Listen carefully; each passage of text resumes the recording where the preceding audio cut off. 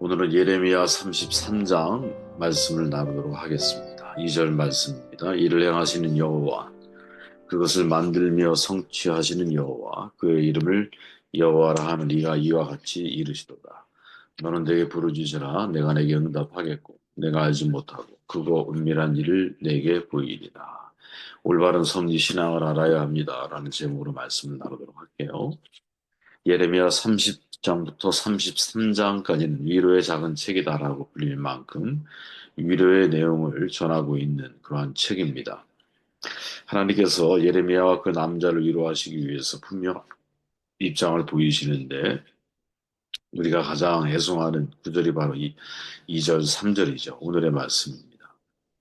너는 내게 부르짖으라. 내가 내게 응답하겠고 내가 알지 못하고 그 은밀한 일을 내게 보이리라. 아마 누구나 다 이 구절을 익숙하게 들어봤을 거예요. 위로의 하나님을 약속하는 위로를 약속하고 계시는 하나님을 우리에게 소개해주고 있죠. 하나님은 어떤 상황 속에도 침묵하지 않으십니다. 일을 행하시고 성취하는 분이시죠. 그 일을 비밀스럽게 이루시는 것이 아니라 자기 백성들로 하여금 기도하게 하시고 기도하는 자들에게 당신의 뜻을 알게 하심으로 일하시기를 기뻐하시는 분이다. 라고 예레미야는 오늘 본문을 통해서 말하고 있죠. 그래서 말하죠. 부르짖으라. 뭐 우리식으로 이야기하면 하나님 앞에 나아가라, 기도하라 이렇게 이해할 수 있을 거예요. 그죠? 그러나 사실은 어려운 상황에 직면해 있는 유다 백성들의 입장에서는 이 말을 따르고 믿는다라는 건 너무나 쉽지 않은 일이죠. 왜? 지금 현재 상황이 바벨론이 예루살렘을 포위하고 압박은 점점 심해지고 성 안에 있는 사람들은 공포심이 점점 커지고 있는 그런 상황 속에서 사실 이러한 예레미야의 이제 말씀을 듣고 여기에 반응해 나간다는 건 쉬운 일이 아니라는 거예요. 그죠?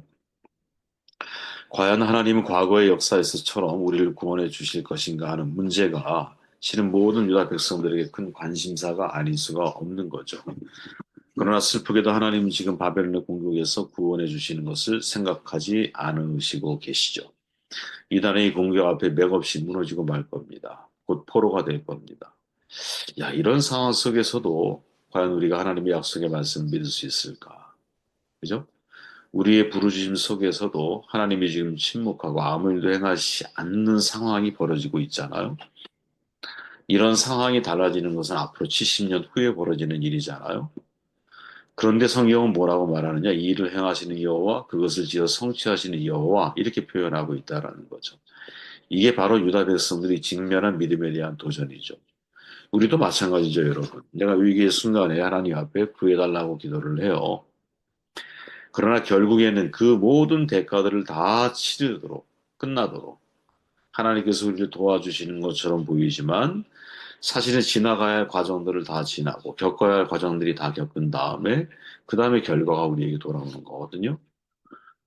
그러니까 이런 상황 속에서 우리는 과연 어떻게 하나님의 섭리에 대해서 이해를 할 수 있느냐. 이게 사실은 우리가 현실적으로 경험하고 있는 섭리 신앙에 대한 도전이죠. 저는 여러분, 우리가 이제 하나님 앞에서 섭리 신앙, 올바른 섭리 신앙을 가져야 한다고 생각을 하거든요. 요한복음 9장에 보면 예수님과 제자들이 길을 가다가 한 시각장애인을 만나잖아요. 그가 장애가 된 것, 누구의 죄 때문입니까? 제자들이 묻죠. 예수님이 말씀하시기를 자신의 죄, 부모의 죄 때문이 아니다. 이렇게 말씀하시죠.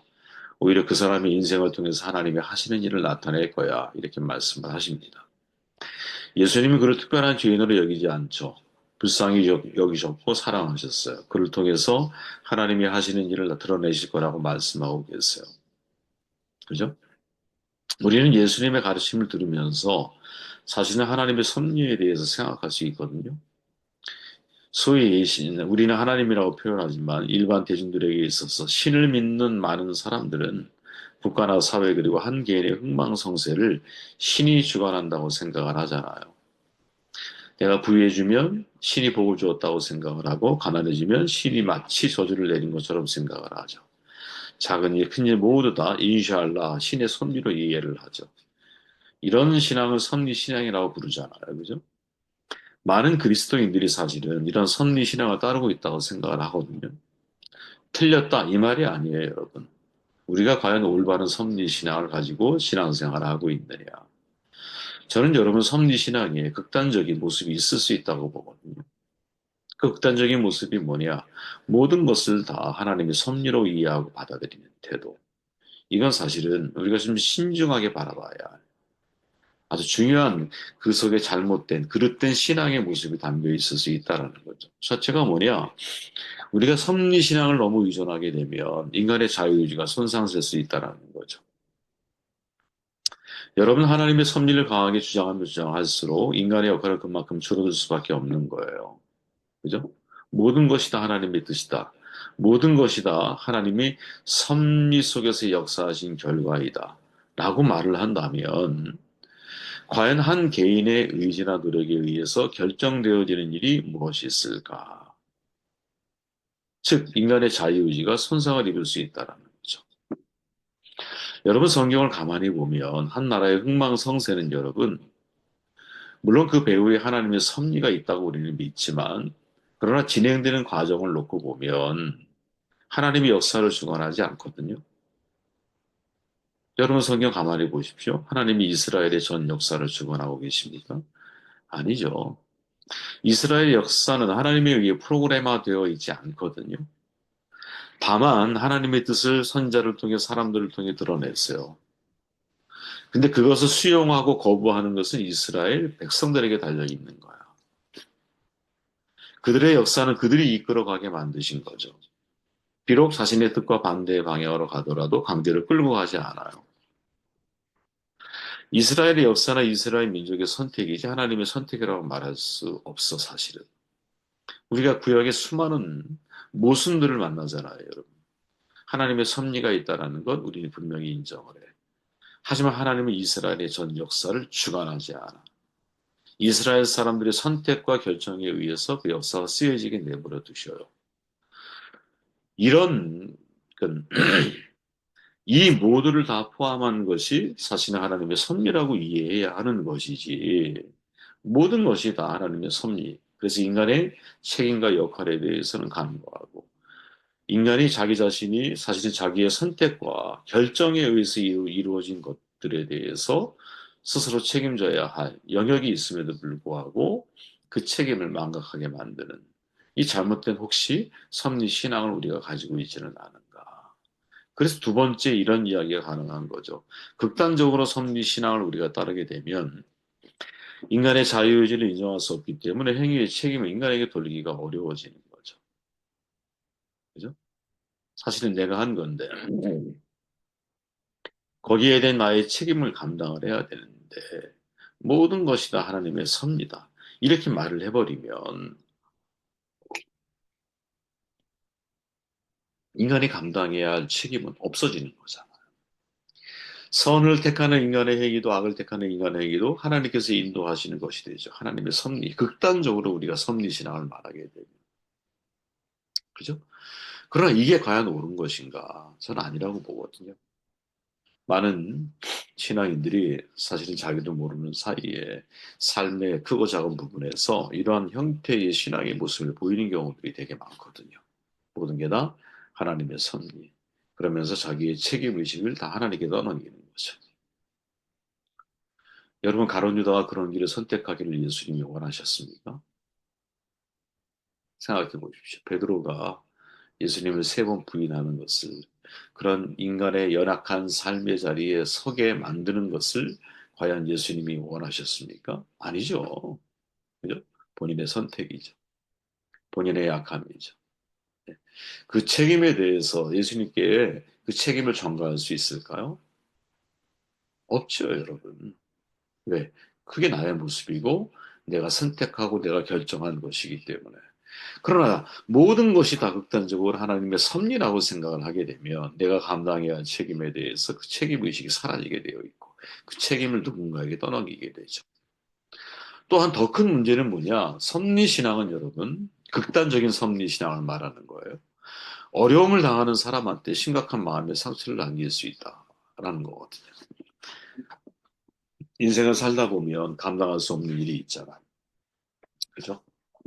예를 들어서 제1차, 2차 세계대전 속에 태어나서 그것을 경험했던 사람들의 입장으로 한번 되돌아가 보면 야, 이게 하나님의 섭리야. 라고 말한다면 그들에게 있어서 하나님은 어떤 분으로 느껴지고 다가오게 될까? 그죠? 그리고 70%의 독일 교회들이 나치에 대해서 이제 인정을 하고 수용을 하는 입장이었잖아요. 그들을 바라보는 또 다른 반대편에 서 있는 사람들의 시각에서 하나님의 섭리는 과연 뭐라고 느껴질까요? 예를 들어 여러분 우리나라 이태원 압사 사고 같은 거, 얼마 전 벌어진 제주 항공 추락 사고, 너무나 비극적인 일이죠. 그 부모와 자식은 평생 아마 트라우마에 또 사고의 후유증으로 심리적으로, 정신적으로, 육체적으로 장애를 안고 살아가야 하는 사람들이 정말 많을 거예요. 100명당 한 명이 사이코패스라고 하는데 이런 사이코패스 같은 사람들에 의해서 가족의 일부를 만약에 이런 경험을 가지고 있는 사람들이라면 단란했던 가족의 행복이 다 깨어지고 그죠? 뿔뿔이 흩어지고 해체된 가정이 되었다면 그들의 마음속에 여러분 사실 얼마나 큰 상처와 트라우마가 있겠어요. 그죠? 근데 섭리신앙은 이런 문제 앞에 대답을 해주지 못하거든요. 야, 그것도 하나님의 섭리야. 라고 말할 수 있을까요? 이게 되게 어려운 문제거든요. 이게 사실은 목회자들이 무척 조심해야 할 영역 가운데 하나인 거죠. 그죠? 사별을 경험했어. 누군가. 근데 그 사별의 과정이 아주 이렇게 해피엔딩이 아니야. 너무나 불행한 과정을 겪어 가셨어요. 그분이. 예를 들어서. 거기에 대해서 하나님의 섭리를 우리가 어떻게 이야기할 수 있을까요? 우리 장로님, 또 우리 교수님, 장례를 잘 마치신 것 같아서 너무 감사를 드리고, 어, 은혜죠. 은혜죠. 저는 정말 하나의 그 은혜라고 생각합니다. 마지막 가시는 길을 아버님을 통해 미리 우리가 감지할 수 있었다라는, 이게 정말 하나님의 은혜이구나. 그 말씀을 통해서 그래서 잠시나마 준비할 수 있는 상태가 되었다라 은혜구나. 그리고 계속 기도하셨듯이 주무시듯이 또 하나님의 부르심을 받았으면 좋겠다라는 기도가 이렇게 결과를 맺는다라는 것 이게 참 은혜구나 이런 생각하죠. 이럴 때는 정말 하나님의 섭리에 대해서 감사하죠. 그러나 정반대의 상황이라고 한다면 사람들은 괴로울 거 아니겠어요, 그죠? 왜 거꾸로 이렇게 말할까요? 하나님이 왜 우리 가정을 버리셨을까? 왜 나의 인생, 우리 인생을 이렇게 파괴시키고 계시는가? 왜 하필 나에게 이런 일들이? 이런 질문들이 꼬리에 꼬리를 물고 사실은 하나님의 섭리에 대해서 대단히 부정적인 생각을 가질 수밖에 없도록 흘러 항단이 대단히 높거든요. 그래서 이런 잘못된 극단적인 섭리 신앙은 대단히 주관적이고 자의적인 판단으로 흐를 가능성이 대단히 높은 거죠. 하나님은 과연 우리와 어떤 관계를 맺고 계신가? 우리가 하나님의 섭리를 이해할 때 우리는 어떻게 이해해야 할까? 인간의 역사에 어떻게 하나님을 개입하고 계실까? 저는 예수님의 삶을 통해서 하나님의 하시는 일을 알아갈 수 있다고 생각을 하거든요. 예수님은 여러분, 우리가 잘 알잖아요. 선인에게만 복을 주고 악인에게 저주를 내리는 분이 아니었죠. 믿지 않은 무리들에게 저주를 내리라고 제안했던 제자들을 오히려 꾸중하시는 분이셨죠. 천재지변을 통해서 인류를 심판하지 않았어요. 악인과 선인 모두에게 햇빛과 빛을 내리시는 공평하신 하나님이셨어요. 온 인류가 잘 살 수 있도록 이 지구라고 하는 생태계 최적의 환경을 만들어 주시고 마련하시는 분이셨어요. 그죠? 사실은 예수님을 통해 이제 성부 하나님이 당신의 삶을 드러내신, 그죠? 가장 아름다운 모습은 하나님이 세상을 이처럼 사랑하신다는 것이. 우리에게 그런 마음이 있어야 한다는 거죠. 그죠? 우리에게. 그냥 내 자신의 하나님의 교회를 만드신 이유는 생각해 보십시오. 과거에는 하나님 교회 세상이라는 구조로다가 어, 사람들이 바라봤죠. 그래서 교회가 세상을 변화시켜서 세상을 교회화 만드는 것을 선교라고 생각을 하고 그게 하나님의 뜻이라고 이해를 했어. 그러니까 교회 중심의 선교였다는 거죠. 그러나 지금은 여러분, 세계대전 이후에 지각변동이 일어났잖아요. 아, 그게 아니구나. 크리스텐덤, 하나님이 교회를 중심으로 세상을 교회화시키는 걸 원하시는 것이 아니라 진짜 하나님이 세상을 사랑하시고 교회라고 하는 도구를 통해서 세상이 하나님을 알아가는 존재, 세상의 진짜 샬롬 공동체라 그러죠. 세상이 정말 하나님 안에서 행복과 평안, 그리고 함께 더불어 살아가는 삶, 이것을 정말로 강조하는 그러한 시대를 우리는 지금 살아가고 있죠. 어떤 게 옳으냐? 아, 저는 후자가 옳다고 봐요. 개인권 정말로 중요하죠. 그러나 여러분, 복음 속에는 공공성이 담겨 있잖아요. 제가 지난주에 말씀 나눴지만 복음의 공공성이라고 그러죠. 예수님의 메시지 속에는 항상 여러분 공공성이 담겨 있거든요.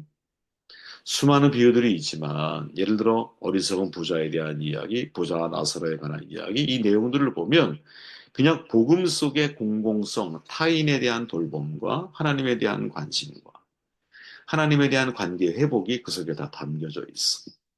근데 여러분, 많은 사람들은, 많은 교회들, 예전에는 너무 개인이 하나님 앞에 구원받는 거에 초점을 맞추다 보니까 사회적인 공공성에 대한 메시지를 놓치고 인생을 살아왔다라는 거죠. 이게 정말 하나님의 뜻이 아니라는 거예요. 그죠? 하나님은 교회라고 하는 도구를 통해서 세상이라고 하는, 이 지구라고 하는 모든 것들을 돌보기 원하신다라는 것.